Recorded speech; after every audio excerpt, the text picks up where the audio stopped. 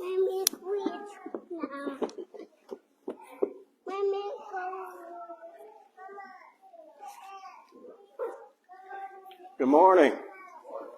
Got a lot of the visitors that was with us gone back home. So it's always hard to see a holiday come to an end because I do enjoy having our visitors. It's very nice seeing Chuck and Sally's family, Matt and his family, and Suzanne. Just need to go get them and move them back here is what we need to do.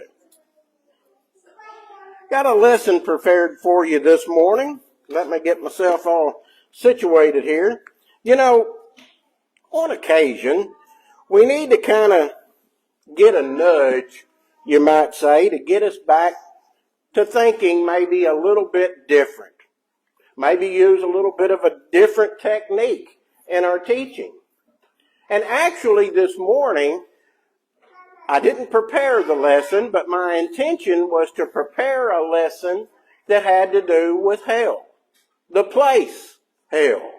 And I was going to use that as a playoff of the lesson that I had just had, which was, which king will we follow? And we went through some of the things there in the last lesson, that Jesus is our king now, and that he is our king forever and will reign forever. And one of the things that we didn't mention in that lesson was that hell has been prepared by God, and it is a place that will come into existence when Jesus returns. So I was going to have a lesson on hell. But then Laura gave me a little note off of Instagram. She sent it to me, and I have her do that quite often. Watch out for lesson topics that are good, and I encourage each and every one of you to do that. It doesn't have to be any kind of new subject or anything like that. Probably wouldn't be, but if you just need a refresher course or you want something talked about, I encourage all of you to do that. But this particular thing that she gave me, I normally just store them away, and when I get ready to prepare a lesson on it, I will do that. But this one she sent me, this man named Tim Harlow, he posted this on Instagram, and I thought, that really brings home right now. And I guess I would call it my lifelong sermon series of trying to help us understand the world that we live in today. Or you may even look at it as how to live in the world that we live in today, and how we need to refocus our attention. This man brought this up, and I thought he did it quite well, just in this short statement of how we need to refocus our attention on our teaching method right now. And I'm talking about Christians, us that are here, that go out in the world. Not just myself, but go out in the world and teach people on a daily basis that we might look at it just a little bit different. So what I want to do is start out by reading his post. And this is kind of where I've got the context, as I'm saying, for this lesson. So listen closely to what he said. Now, this is just what this man said. He says, when I was a young pastor a long time ago, I was taught that my first job was to convince people they were lost. Sounds like our job too, doesn't it? To convince people that they are lost. Then I lost my 4-year-old on a beach and learned that I had it totally backwards. In 1997, North Carolina, I had to think about Dwayne and Catherine and Tyler when I read this. In 1997, in North Carolina beach trip with the whole entire family, no cell phones, just a crowded beach, and suddenly a missing child. I think we all can relate to that. Says, my wife ran north and I ran south.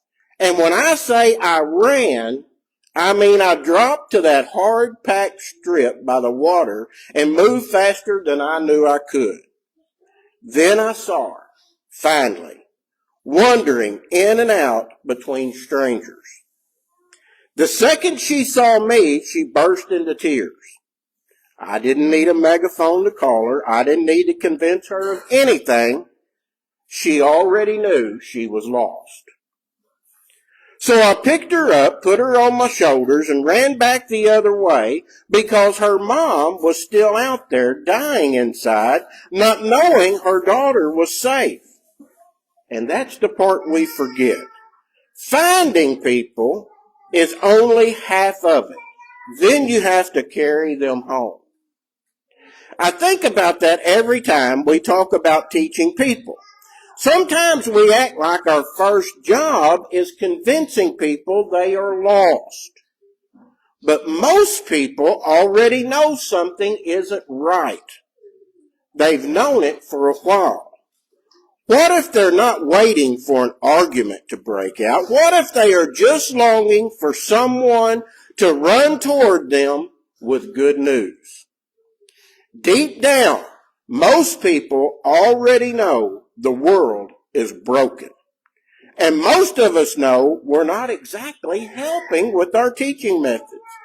Maybe you don't have to work so hard at convincing people they're lost. Try to convince them that they're completely and utterly loved by God, who never stopped running toward them. Now, as we're thinking about that this morning, let's continue our thoughts.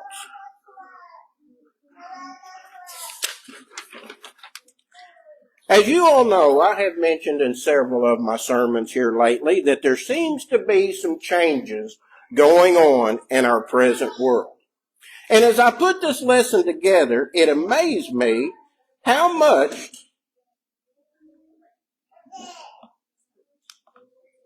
the Bible talks about this present world.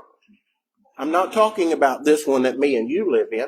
I'm talking about when the writer wrote what he wrote and was put in the Bible, he talks about this present world that he lived in. And I have alluded to the fact that that is the most important thing for me to teach about, is this present world and how that we have to live in it. So I would call this a shift in modern spiritual landscape.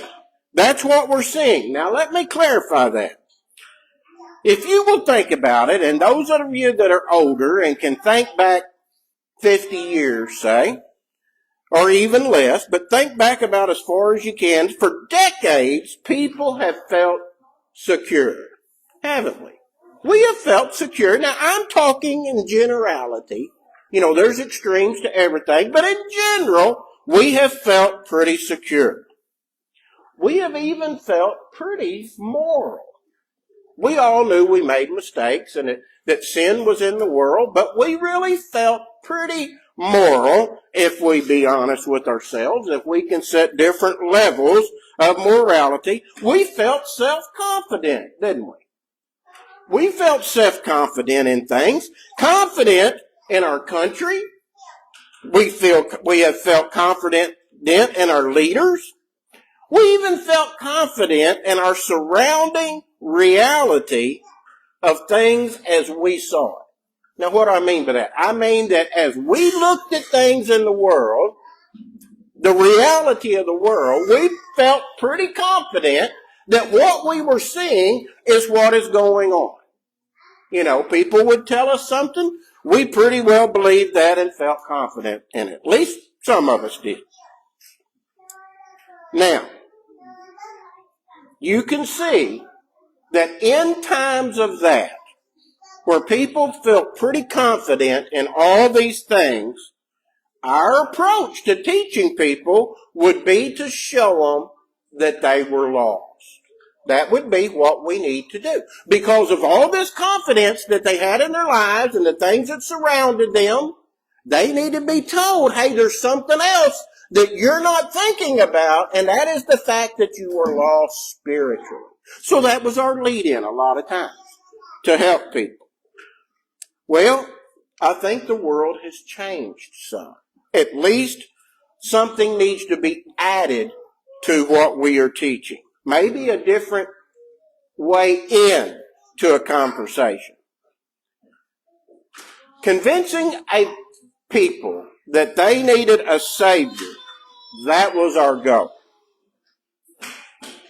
Well, now I want us to talk about the people that we see in the world today.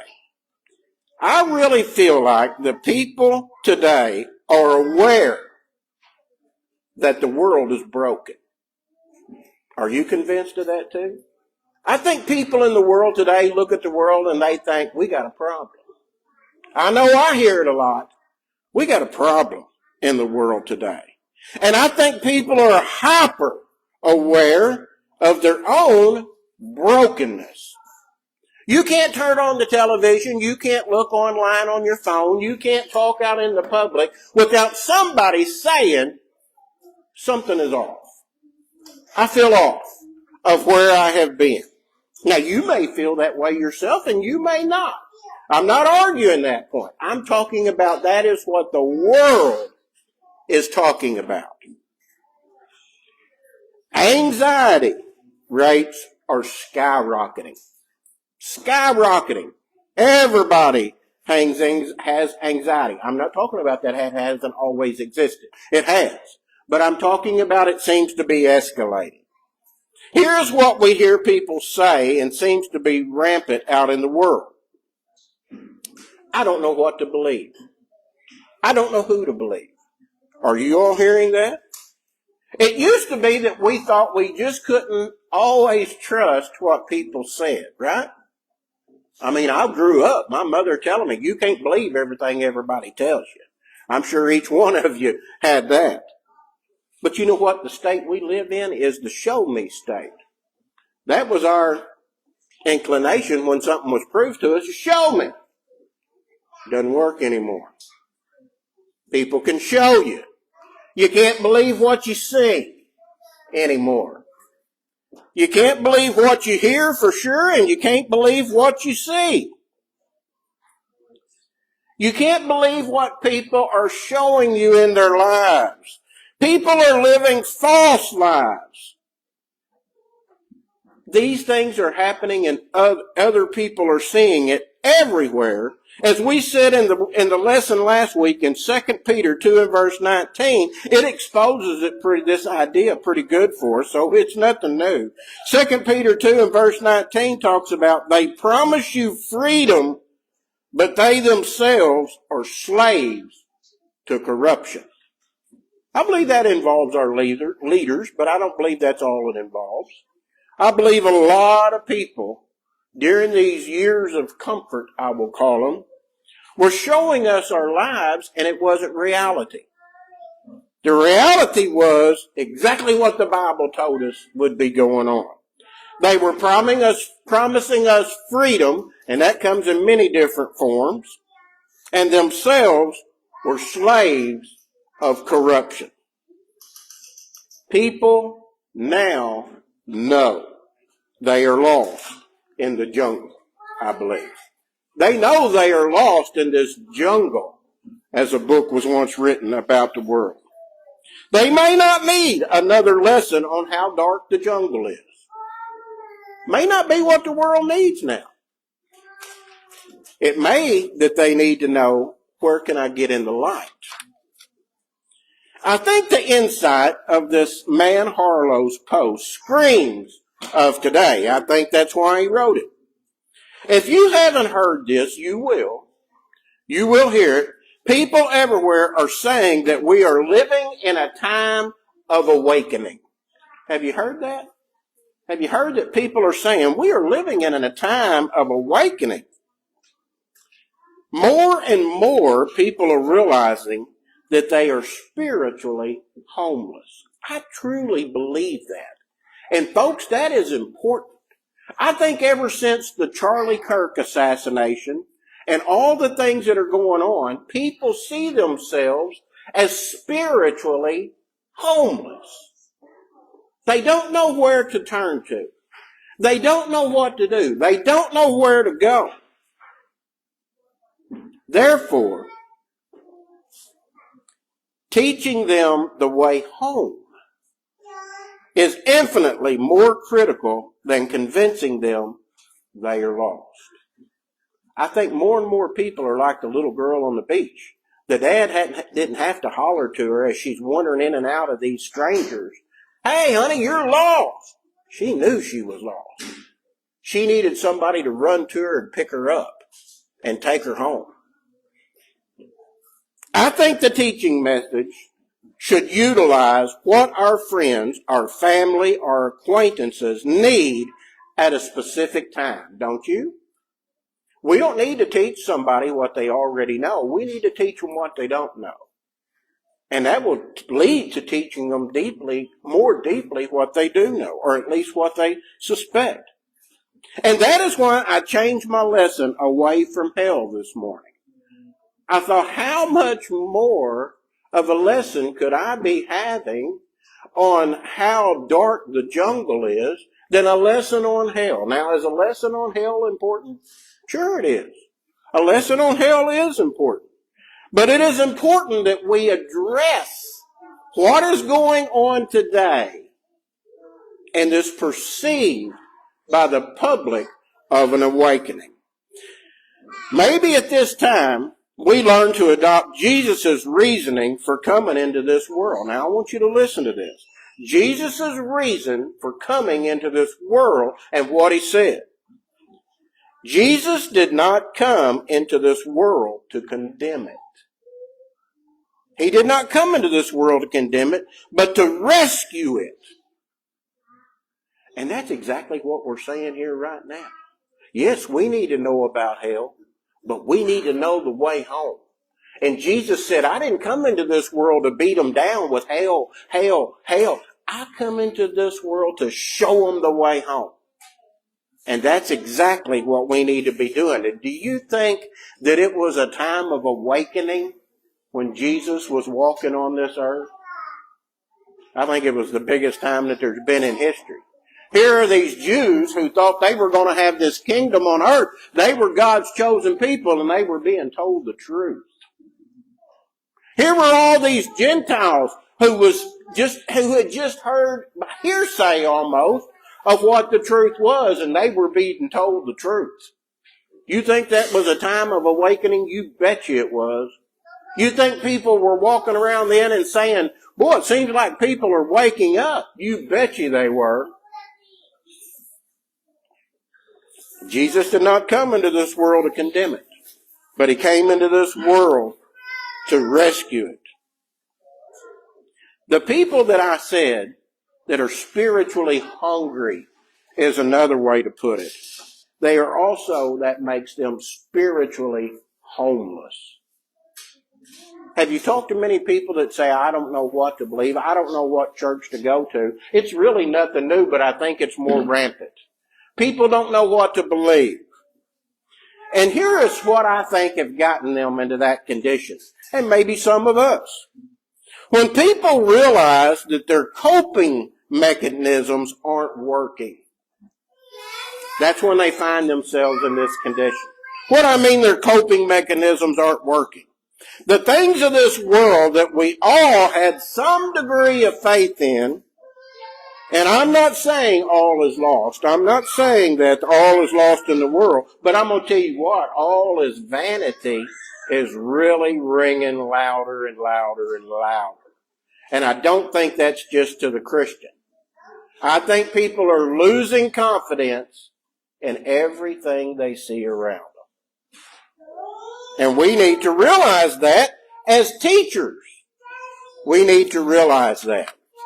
So when people of the world feel their coping mechanisms are not working, that is when an awakening happens. Okay? Paul warned us extensively. We just talked about the times of the Old Testament when Paul was there on earth, and Acts, the Acts of the apostles, hearing what people had done, the Jews hearing, the Gentiles hearing, people who saw miracles of God that Christ was performing. We're talking about that right now in Matthew in our adult class. Hearing the truth for the first time. People who saw the miracles, people who saw his blood-stained body hanging on the cross. And then some of the very same people seeing him right back on earth, out of the grave, seeing the empty tomb. People who saw him return. Yes, that was a time of awakening. Paul says in Ephesians 5:14, let's read that. Ephesians 5 and verse 14. Look what he says here. Paul speaking. Wherefore he saith, awake, thou that sleepest, and arise from the dead, and Christ shall give thee light. That's what people are desiring. They are desiring this light, I think, right now. Where is the truth? I can't believe this that I had some confidence in. I can't believe this that I had some confidence in. All is lost. No. All is not lost. Paul says again, let's look at Romans 13. Romans 13. And I'm going to read verses 11 through 14. And that knowing the time, you see, Paul's talking about the time he's lived in. And that knowing the time, that now is the high time to awake out of sleep. For now is our salvation nearer than when we believed. The night is far spent, and the day is at hand. Let us therefore cast off the works of darkness, and let us put on the armor of light. Let us walk honestly as in the day, not in rioting and drunkenness, not in chambering and wantonness, not in strife and envying. But put ye on the Lord Jesus Christ, and make not provision for the flesh to fulfill the lust thereof. That could be said today as easily as it was back then. And Paul was mentioning things that he saw at that time. And I think we're seeing them again more than we have in the last 50 years. Paul says the hour has already come. Wake from your slumber, because our salvation is nearer now than when we first believed. If it was nearer then, it is certainly nearer now. And I believe he was alluding to at the lifespan of man. It has always been at hand.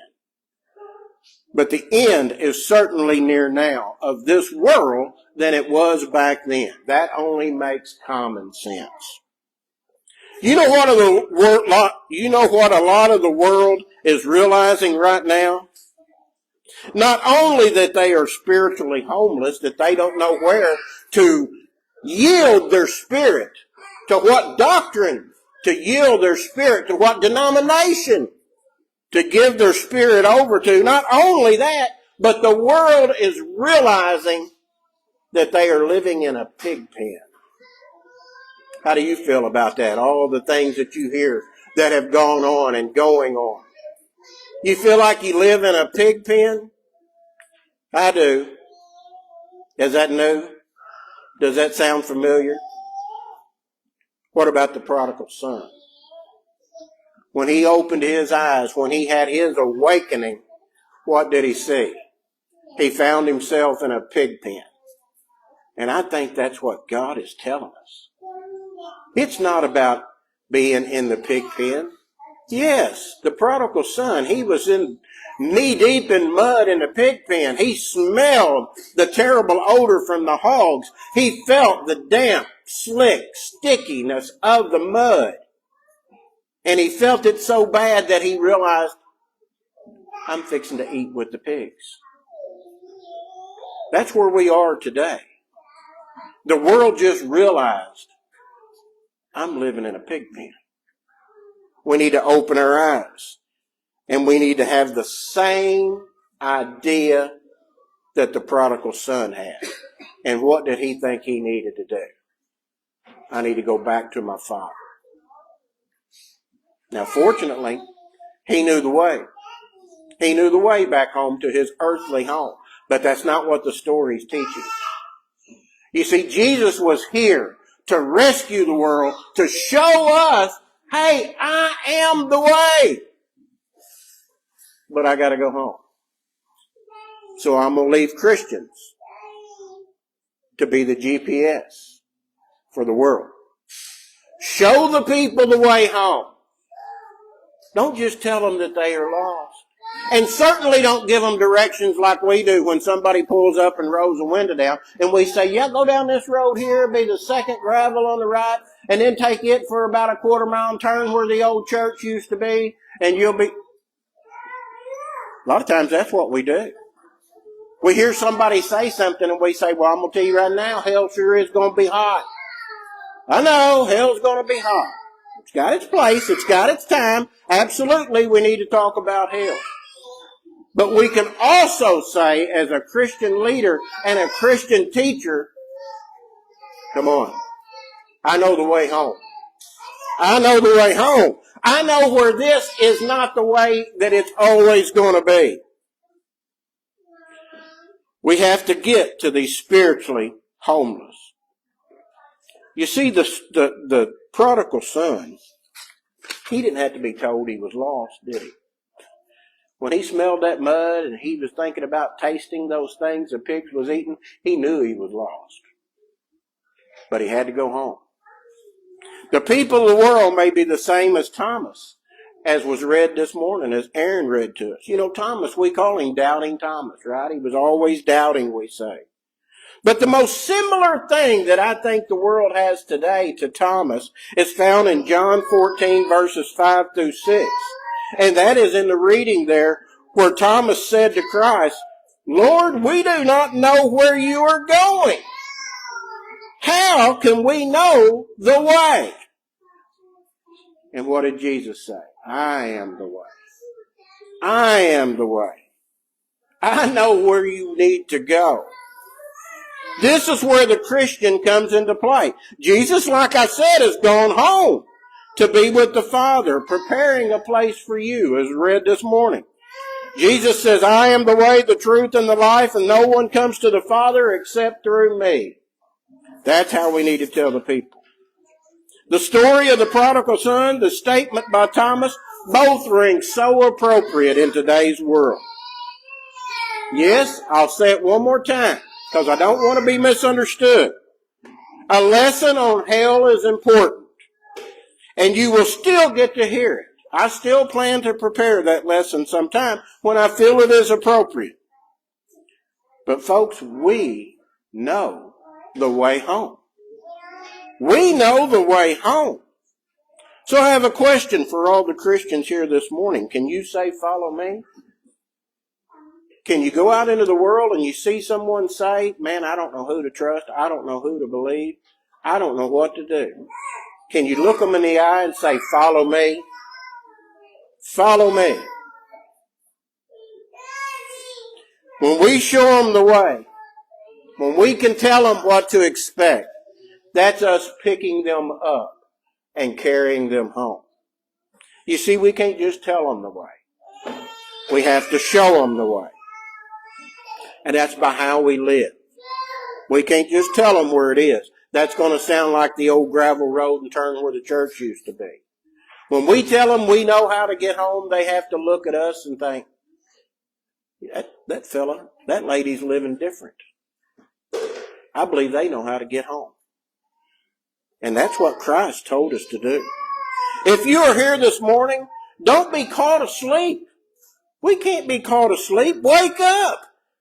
The world may need a new form of teaching, at least a new in-line, that we know the way home. Tell someone the way home. Show someone the way home. I'm reminded of the scripture in Luke 10 and verse 2 where it said that the harvest is plentiful. I truly believe that we are living in a time right now where the harvest is plentiful, but the workers are few. Does that mean that there's not enough Christians out there? I believe there's a lot of Christians out there. I really do. I believe there's a lot of Christians out there that are members of Christ Church. But some of us may be asleep. And we need some work on understanding how to teach this present world. And that show them the way home. You see, we can look at them when they're saying, I don't know this, I don't know that, I don't know this. And we can tell them about Hebrews 13 and verse 8, where Christ says I am the same. I'm always been the same. And I'm paraphrasing, and I'll always be the same. Believe the one that has not changed. He told us this world is going to be continually changing, but he said, I will not change. The word I give you will not change. And we got to be out here showing the people the way home. Yes, the workers are few when it's compared to the number of people that are in this world and have been in this world over time. But folks, there's a lot of workers out there, but let's don't sleep through the opportunity where people are saying, tell me. Tell me what I can now believe in. Tell me what is not going to change in this ever-changing world. And that is our responsibility. If you are here this morning and you feel that you have not been doing your responsibility, maybe you're like me and you feel like, I'm still been focusing on, you were lost. You were lost. You were lost. Nothing wrong with that because they are lost. But let's include in the beginning, let me show you the way home. And let me show you what is not changing. If there's anything that we can do for you here this morning, let us know. We will help you in any way that we can. We're all learning. We're all changing. And we're here to help each other. Let us know what we can do as we stand and as we sing.